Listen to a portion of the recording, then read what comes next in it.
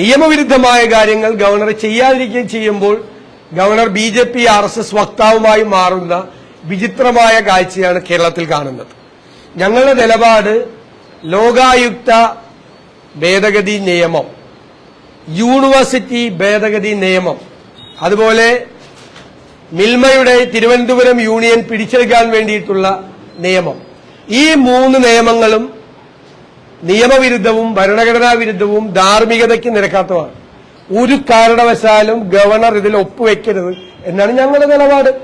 Lokayukta ordinance വന്നപ്പോൾ ഞങ്ങൾ ഗവർണറെ സമീപിച്ച് ഇതേ കാര്യങ്ങൾ നേരിട്ട് കണ്ട് അദ്ദേഹത്തെ ബോധ്യപ്പെടുത്തിയതാണ്. പക്ഷെ ദൗർഭാഗ്യവശാൽ അന്ന് ഗവർണർ അതിൽ ഒപ്പുവെച്ചു. ഇപ്പൊ ബില്ലായി ചെന്നപ്പോൾ ഗവർണർ ഒപ്പുവെക്കുന്നില്ല. ഇതാണ് ശരിയായ തീരുമാനം. അന്നത്തെ ഗവർണറുടെ തെറ്റായ തീരുമാനത്തെ ആദ്യം വിമർശിച്ചത് ഞങ്ങളാണ്.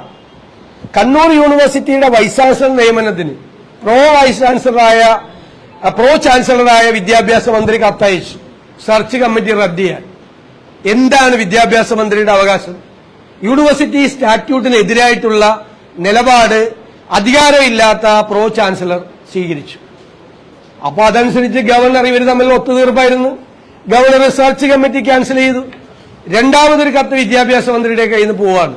കണ്ണൂർ യൂണിവേഴ്സിറ്റിയുടെ VCക്ക് പുനർനിയമനം കൊടുക്കണം. എന്താ കാര്യം? അതിനകത്തൊരു ഗൂഢാലോചന ഉണ്ടായിരുന്നു. ഈ വൈസ് ചാൻസലറെ അവർക്ക് പുനർനിയമനം കൊടുക്കണം. അപ്പൊ സ്വാഭാവികമായിട്ട് പുതിയ സെർച്ച് കമ്മിറ്റി രൂപീകരിക്കുമ്പോൾ അദ്ദേഹത്തിന് ആപ്ലിക്കേഷൻ കൊടുത്താൽ മതി. ആപ്ലിക്കേഷൻ കൊടുത്താൽ അദ്ദേഹത്തിന്റെ സ്വീകരിക്കില്ല. കാരണം അദ്ദേഹത്തിന് 61 വയസ്സായി. 60 വയസ്സ് കഴിഞ്ഞാലേ വൈസ് ചാൻസലർ ആക്കാൻ പറ്റില്ല. അതിന് വളഞ്ഞ വഴിയിലൂടെ ഗവർണർ രൂപീകരിച്ച സെക്ഷൻ 10 കണ്ണൂർ യൂണിവേഴ്സിറ്റി ആക്ടിന്റെ സെക്ഷൻ 10 അനുസരിച്ച് governor shall constitute A search committee എന്നാണ് നിയമം പറയുന്നത്. ആ ഗവർണർ രൂപീകരിച്ച സെർച്ച് കമ്മിറ്റി വിദ്യാഭ്യാസ മന്ത്രിയുടെ അഭിപ്രായം പറയാൻ പിരിച്ചുവിട്ട്, എന്നിട്ട് രണ്ടാമത് പുനർനിയമനം കൊടുക്കണം വൈസ് ചാൻസലർക്ക്. രണ്ടാമതൊരു കത്തയച്ചു. അതും ഗവർണർ അംഗീകരിച്ചു. അപ്പൊ ഗവർണർ സർക്കാരിന് കൂട്ടുനിന്നു. അന്ന് ഞങ്ങൾ ഗവർണറെ രൂക്ഷമായി വിമർശിച്ചു. ഗവർണർ ചെയ്തത് തെറ്റാണെന്ന് പറഞ്ഞു, മന്ത്രി ചെയ്തത് തെറ്റാണെന്ന് പറഞ്ഞു. കുറച്ചു നാൾ കഴിഞ്ഞപ്പോൾ ഗവർണർ പറഞ്ഞു that appointment it self was illegal അല്ലേ എന്ന് പറഞ്ഞു. അപ്പൊ ഞങ്ങൾ എന്താ പറഞ്ഞത്? നിയമവിരുദ്ധമായ ഒരു നിയമനം നടത്തിയെന്ന് ഗവർണർ സമ്മതിച്ചാൽ ഗവർണർ ചെയ്യേണ്ടത് ആ നിയമനം അദ്ദേഹത്തോട് രാജിവെക്കാൻ പറയണം വൈസ് ചാൻസലറോട്. ഇനി വൈസ് ചാൻസലർ രാജിവെച്ചില്ലെങ്കിൽ വൈസ് ചാൻസലറെ വെക്കേറ്റ് ചെയ്യാൻ ഉള്ള നടപടികൾ ഗവർണർ സ്വീകരിക്കണം. ഇത് 2 ഗവർണർ സ്വീകരിച്ചില്ല. അന്ന് ഇവര് തമ്മിൽ ധാരണയായിരുന്നു. അപ്പൊ RSS ഉണ്ടായിരുന്നില്ല, BJP ഉണ്ടായിരുന്നില്ല, സംസ്ഥാന സർക്കാരിനെ അട്ടിമറിക്കാൻ പോണ ശ്രമങ്ങൾ ഉണ്ടായില്ല, ഒന്നും ഉണ്ടായില്ല. ഇവർ ഒരുമിച്ചായിരുന്നു. അന്ന് പ്രതിപക്ഷമായിരുന്നു ഗവർണറുടെ ശത്രു, പ്രതിപക്ഷ നേതാവായിരുന്നു. എന്നെ വ്യക്തിപരമായിട്ടാണ് അദ്ദേഹം ആക്ഷേപിച്ചത് അന്ന്. ഞാൻ അന്ന് നല്ല മറുപടിയും കൊടുത്തു. അപ്പൊ ഇത് നാടകമാണ്. ഈ നാടകത്തിൽ പങ്കാളികളാകാൻ, ഈ നാടകത്തിൽ അഭിനയിക്കാൻ ഞങ്ങളില്ല. കാരണം ഈ നാടകം എപ്പോ വേണമെങ്കിലും സെറ്റിൽ ചെയ്യാം. ഇവരുടെ ഇടയിൽ ഇടനിലക്കാരുണ്ട്, അങ്ങോട്ടും ഇങ്ങോട്ടും പറയാണ്. അപ്പൊ അത് രാഷ്ട്രീയമായി പറയാണ്. ഇപ്പൊ എങ്ങനെയാണ് ഗവർണർ BJP RSSന്റെ ഏജന്റായി മാറുന്നത്? ഇതിനു മുമ്പ് ഇവർ ഒത്തുതീർപ്പും കള്ളക്കളിയും ഒരുമിച്ച് നടത്തിയ സമയത്ത് ആയിരുന്നില്ലല്ലോ. അതാണ് ഞങ്ങളുടെ ചോദ്യം.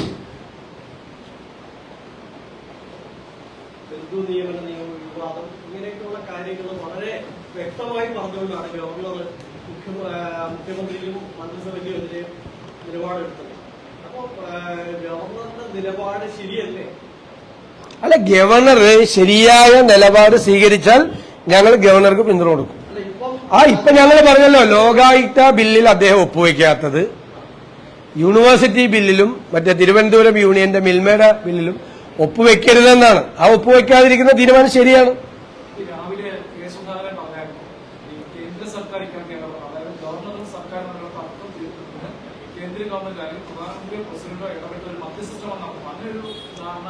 അല്ല, ഇത് ഗവർണറും മുഖ്യമന്ത്രിയും തമ്മിൽ ഇങ്ങനെ ഒരു ഗവൺമെന്റും തമ്മിൽ, മുഖ്യമന്ത്രിയല്ല ഗവൺമെന്റും തമ്മിൽ ഒരു തർക്കം ഉണ്ടാകുമ്പോൾ അതൊരു കോൺസ്റ്റിറ്റ്യൂഷണൽ ക്രൈസിസ് ആണ്, ഒരു ഭരണഘടനാ പ്രതിസന്ധിയാണ്.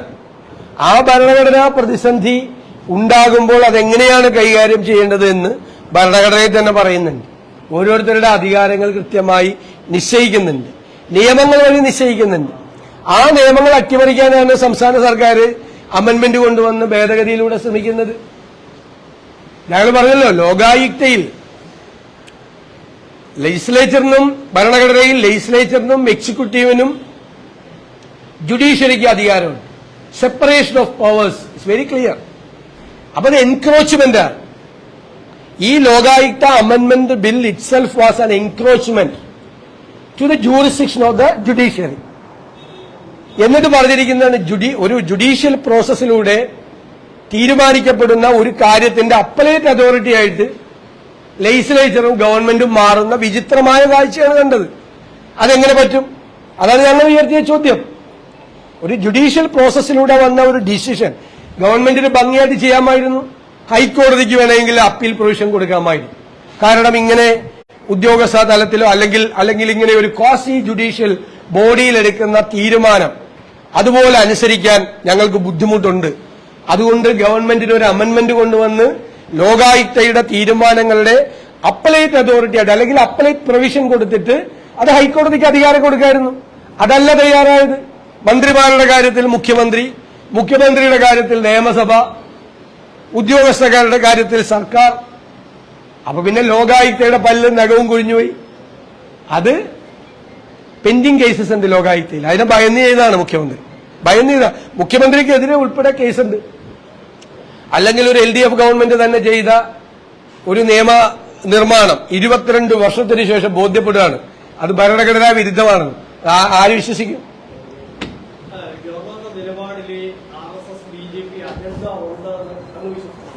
അല്ല, ഞാൻ പറഞ്ഞല്ലോ, അതിലെ പൊളിറ്റിക്സ് അല്ല ഞങ്ങൾക്കുള്ള പ്രശ്നം.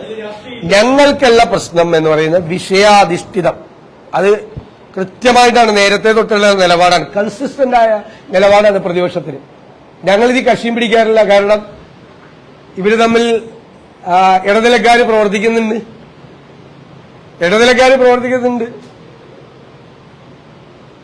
BJP നേതൃത്വവും കേരളത്തിലെ CPM നേതൃത്വത്തിനും ഇടയിൽ ഇടനിലക്കാര് പ്രവർത്തിക്കുന്നുണ്ട്. അപ്പൊ വേറെ രീതിയിലുള്ള ഇടനിലക്കാര് ഗവർണർക്ക് മുഖ്യമന്ത്രിക്കിടയിൽ പ്രവർത്തിക്കുന്നുണ്ട്. മനസ്സിലായോ? അതുകൊണ്ടാണല്ലോ പല കാര്യങ്ങളിലും സർക്കാർ പറഞ്ഞ നിയമവിരുദ്ധമായ കാര്യങ്ങളിൽ പോലും ഗവർണർ ഒപ്പിട്ട് കൊടുത്ത് ഒക്കെ ചെയ്തു കൊടുക്കുന്നുണ്ട്. അത് കറക്റ്റാണ്.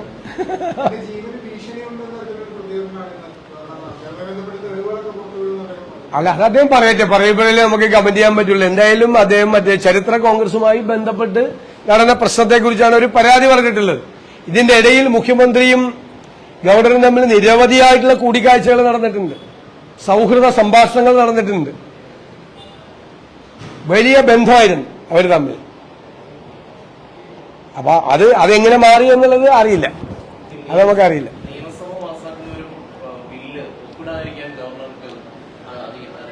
അല്ല, അധികാരമുണ്ടല്ലോ, അധികാരമുണ്ട്. അതിക്ക് തിരിച്ചയക്കാനുള്ള അധികാരമുണ്ട്, അല്ലെങ്കിൽ കേന്ദ്രത്തിന് അയക്കാനുള്ള അധികാരമുണ്ട്.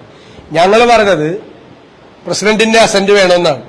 കാരണം ഈ ബില്ലിന്റെ മൂല നിയമം പാസ്സായപ്പോ 22 വർഷത്തിനു മുമ്പ് അന്ന് പ്രസിഡൻഷ്യൽ അസന്റിന് വേണ്ടി പോയ ബില്ലാണ്. ഞാൻ ഗവർണറോട് നേരിട്ട് അദ്ദേഹത്തോട്, ഞങ്ങൾ UDFന്റെ പ്രതിനിധി സംഘം പോയപ്പോൾ അദ്ദേഹത്തോട് പറഞ്ഞു, മൂല നിയമം പാസ്സായപ്പോൾ പ്രസിഡൻഷ്യൽ അസന്റിന് പോയി. ആ മൂല നിയമത്തിന്റെ അടിസ്ഥാനത്തിന് തന്നെ മാറ്റം ഉണ്ടാകുന്ന തരത്തിലൊരു ഭേദഗതി വരുമ്പോൾ തീർച്ചയായിട്ടും ആ ഭേദഗതി നിയമവും പ്രസിഡൻഷ്യൽ അസന്റിന് വേണ്ടി പോയില്ല. അത് പോവാതെ തന്നെ ഗവർണർ ഓർഡിനൻസ് ഒപ്പിട്ട് കൊടുത്തു. ഇപ്പോ നിയമം പാസ്സാക്കിയപ്പോ പറ്റുന്നില്ല.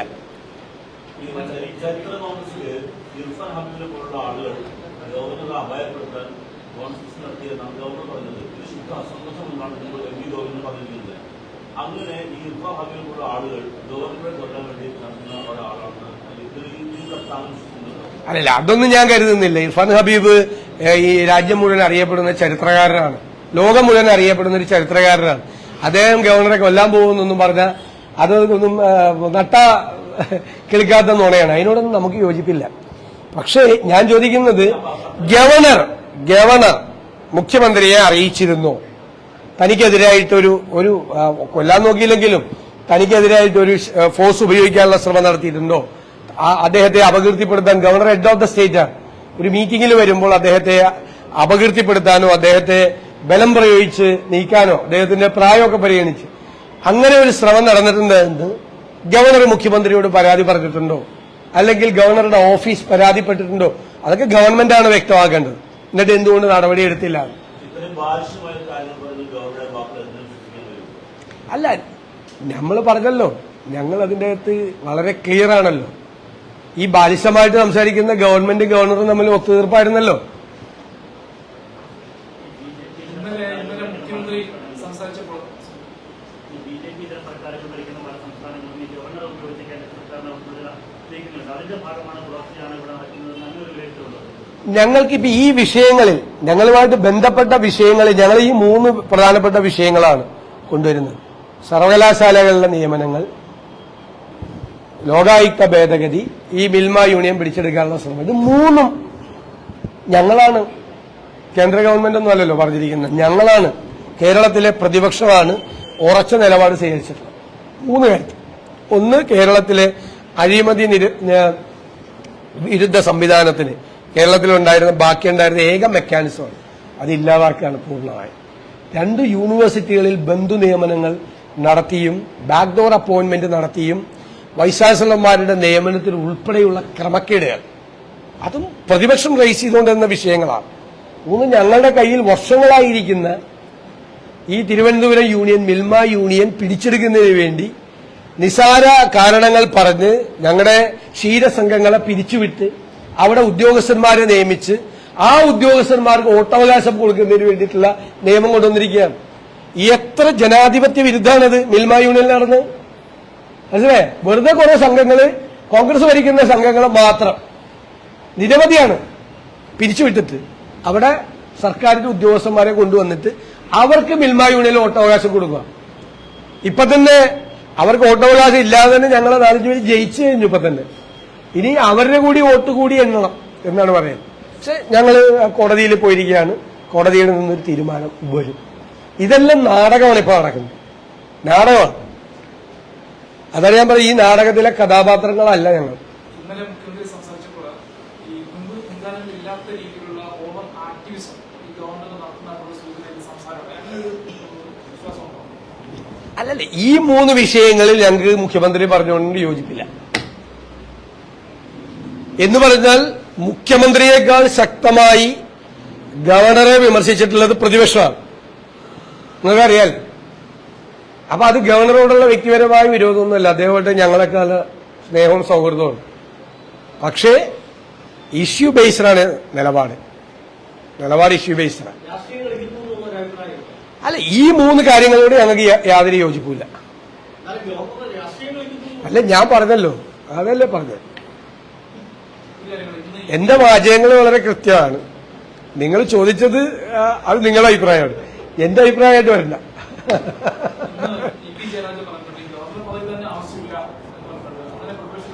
അദ്ദേഹം അങ്ങനത്തെ എന്തെല്ലാം മഹത്തായ അഭിപ്രായങ്ങൾ പറയുന്ന ഒരാളാണ്. കഴിഞ്ഞ ദിവസം പറഞ്ഞില്ലേ, ശിവൻകുട്ടിയെ ഞങ്ങളെല്ലാവരും ചേർന്ന് നിയമസഭയിൽ മർദ്ദിച്ച് അവശനാക്കി, ബോധം കെടുത്തി, ആ പാവത്തിനെ എടുത്തുകൊണ്ടുപോയി, സ്ത്രീകളെ, ഞാൻ പറയുന്നില്ല ബാക്കി വാക്ക്, അപമാനിച്ചു. പിന്നെ വിമാനത്തിൽ കയറിയിട്ട് അവർ വെള്ളം അടിച്ച് കുഴപ്പമുണ്ടാക്കി, മദ്യപിച്ച് കൊഴ എന്നുള്ള ശബ്ദത്തിലാണ് സംസാരിച്ചത്. അങ്ങനെയല്ല എന്തെല്ലാം കാര്യങ്ങൾ കണ്ടുപിടിക്കുന്ന.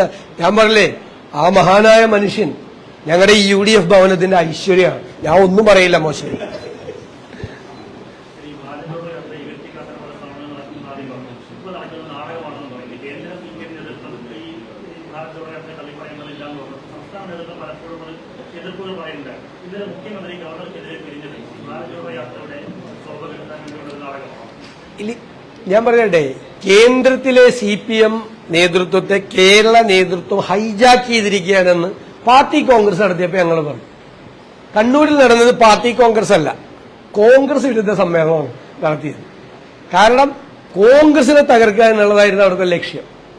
അതിൽ സ്വാഗതം പറഞ്ഞ മുഖ്യമന്ത്രി ഫാസിസത്തിനെതിരായിട്ടോ BJPക്കെതിരായിട്ടോ ഒരു അക്ഷരം സംസാരിച്ചില്ല. എന്നിട്ട് ആ കേന്ദ്ര നേതൃത്വത്തെ ഹൈജാക്ക് ചെയ്തു സംസ്ഥാന നേതൃത്വം. ഇപ്പോ രാഹുൽ ഗാന്ധിയുടെ ഭാരത് ജോഡോ യാത്രയെക്കുറിച്ച് സംസ്ഥാന നേതൃത്വം ഒന്ന് പറയുന്നു, ആദ്യം ഒന്ന് പറഞ്ഞു, പിന്നെ അത് മാറ്റി പറഞ്ഞു, പിന്നെ 3ാം നിരയിലും 4ാം നിരയിലുള്ള നേതാക്കന്മാർ വേറെ അഭിപ്രായം പറഞ്ഞു. അപ്പൊ അതിനും മറുപടിയായിട്ട് കേന്ദ്ര നേതൃത്വം പറഞ്ഞു. അപ്പൊ അവരാദ്യം അവരുടെ അഭിപ്രായം എന്താണെന്ന് പറയട്ടെ. പിന്നെ ഞങ്ങൾ ഒരക്ഷരം രാഹുൽ ഗാന്ധിയോ ഇതുമായി ബന്ധപ്പെട്ട കോൺഗ്രസ് നേതൃത്വമോ ഒരു വാക്ക് ഞങ്ങൾ CPM-നെതിരായി ശബ്ദിച്ചിട്ടില്ല. ഞങ്ങളുടെ ജാഥ CPM-നെതിരല്ല. ഞങ്ങളുടെ ജാഥ ഇന്ത്യയെ ഒന്നിപ്പിക്കാൻ വേണ്ടിയിട്ടുള്ള ജാഥയാണ്. ഞങ്ങളുടെ പദയാത്ര വർഗീയതയ്ക്കെതിരായിട്ടുള്ള പദയാത്രയാണ്. ഞങ്ങളുടെ പദയാത്ര ഫാസിസത്തിനെതിരായിട്ടുള്ള പദയാത്രയാണ്. ഞങ്ങൾ ഫാസിസത്തിനെതിരെയും വർഗീയതയ്ക്കെതിരെയും മോദി ഭരണകൂടത്തിനെതിരെയും ഞങ്ങൾ സംസാരിക്കുമ്പോൾ, സംഘപരിവാറിനെതിരായി ഞങ്ങൾ സംസാരിക്കുമ്പോൾ എന്തിനാണ് കേരളത്തിലെ CPM നേതൃത്വം ഇത്ര അസ്വസ്ഥമാകുന്നത് എന്നാണ് ഞങ്ങളുടെ ചോദ്യം.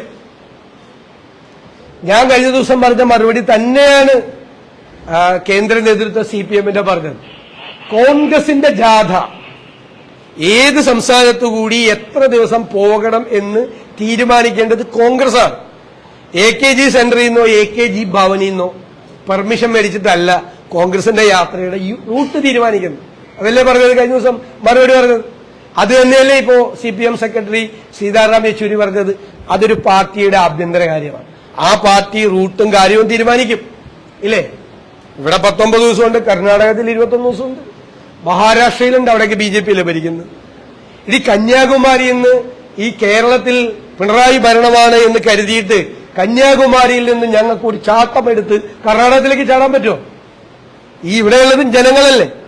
ഈ ജനങ്ങളുടെ മനസ്സിലേക്കും വർഗീയതയുടെ വിത്തുകൾ വിതയ്ക്കാൻ ഒരുപാട് ശക്തികൾ ശ്രമിക്കുന്നില്ലേ കേരളത്തിലും? ശ്രീനാരായണ ഗുരുദേവന്റെ മണ്ണിലൂടെ, അയ്യങ്കാളിയുടെ മണ്ണിലൂടെ, ചട്ടമ്പിസ്വാമിയുടെ മണ്ണിലൂടെ അല്ല ഈ പദയാത്ര നടത്തുന്നത്. ആ ഊർജ്ജം ഉൾക്കൊണ്ട് രാഹുൽ ഗാന്ധി പോട്ടെ. കേരളത്തിന്റെ പൈതൃകം ഉൾക്കൊണ്ട്, കേരളത്തിന്റെ വിപ്ലവ വീര്യം ഉൾക്കൊണ്ട്, കേരളത്തിന്റെ പാരമ്പര്യം ഉൾക്കൊണ്ട് അദ്ദേഹം മുന്നോട്ട് പോട്ടെ. അതിൽ അഭിമാനിക്കല്ലേ വേണ്ടത്. അതിൽ ഇവിടെ 19 ദിവസമായാലും ഇവർക്ക് വലിയ വിഷമം. സംഭവം മനസ്സിലായല്ലേ? അതാണ് പ്രശ്നം.